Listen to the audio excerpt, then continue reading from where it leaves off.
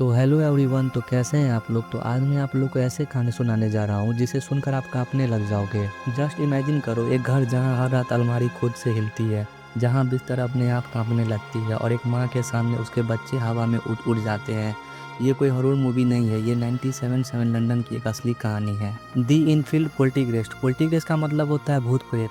तो चलिए मैं आप लोग को अब स्टोरी सुनाता हूँ। 97 नॉर्थ लंदन का एक शांत सा एरिया, छोटी सी गली, सिंपल से लोग, छोटे घर। उन्हीं में से एक था 284 ग्रीन एस्टेट। यहाँ रहती थी एक सिंगल मदर, पैगी हॉडेसन, और उसके 4 बच्चे, मैर्गरेट, जन्नत, जॉनी और बिल्ली।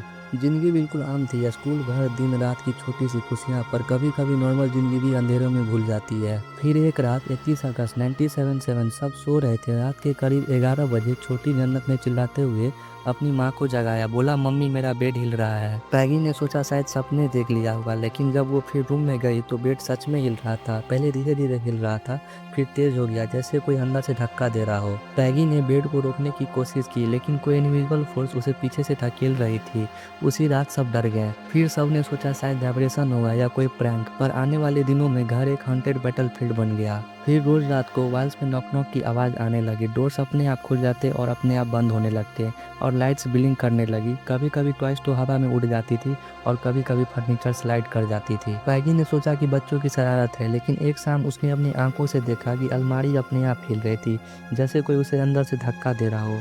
वो अलमारी उसके तरफ आई और 1 इंच दूर रुक गई। उस मोमेंट में पैगी समझ गई कि ये नॉर्मल नहीं है। फिर पैगी अपने बच्चों को लेकर घर से दूर भाग गई। फिर अगली सुबह पुलिस को बुलाई गई। एक फीमेल कांस्टेबल ने सब कुछ देखा। वो लिखती है, चेयर अपने आप 4 फुट तक स्लाइड किया, किसी ने धक्का तक नहीं दिया, ये चीज़ एक्सप्लेन नहीं की जा सकती है। फिर मीडिया को जैसे ही पता चलता है, हेडलाइन छप गई, haunted house in Enfield. Camera reporters और लोकल सब आ गए। पैगी और उसके बच्चे एकदम से फेमस हो गए, लेकिन उनके लिए ये अटेंशन नहीं, ये अजीब था। अब एंट्री होती है इस केस में मॉरिस ग्रूस और गाय लिवन फ्लेयर की। ये दोनों ब्रिटिश पैरानॉर्मल रिसर्चर थे। फिर उन्होंने घर में माइक्रोफोन, टेप और कैमरा लगाए। 18 महीने तक ये लोग घर में ही रहे और उन्होंने देखा, सुना और रिकॉर्ड किया कुछ ऐसा जो दुनिया के लॉजिक को चैलेंज करता है। और फिर एक रात उन्हीं रिकॉर्डर्स में एक डीप रफ मेल वॉइस आई। उसी रिकॉर्डर से आवाज आई, दिस इज माई हाउस। सब शॉक हो गए। वो वॉइस 11 साल की जन्नत के मुंह से आ रही थी। फिर डॉक्टर्स आई, टेस्ट हुआ, जन्नत के वोकल कॉर्ड्स नॉर्मल थे, पर वॉइस अननेचुरल फ्रिक्वेंसी में थी, जैसे कोई और बोल रहा हो उसके थ्रू। फिर इन्वेस्टिगेटर्स ने पूछा, तुम कौन हो। वॉइस बोली, बिल बिल विल्किंस, मैं मर गया था बाथरूम में। ये वॉइस जो है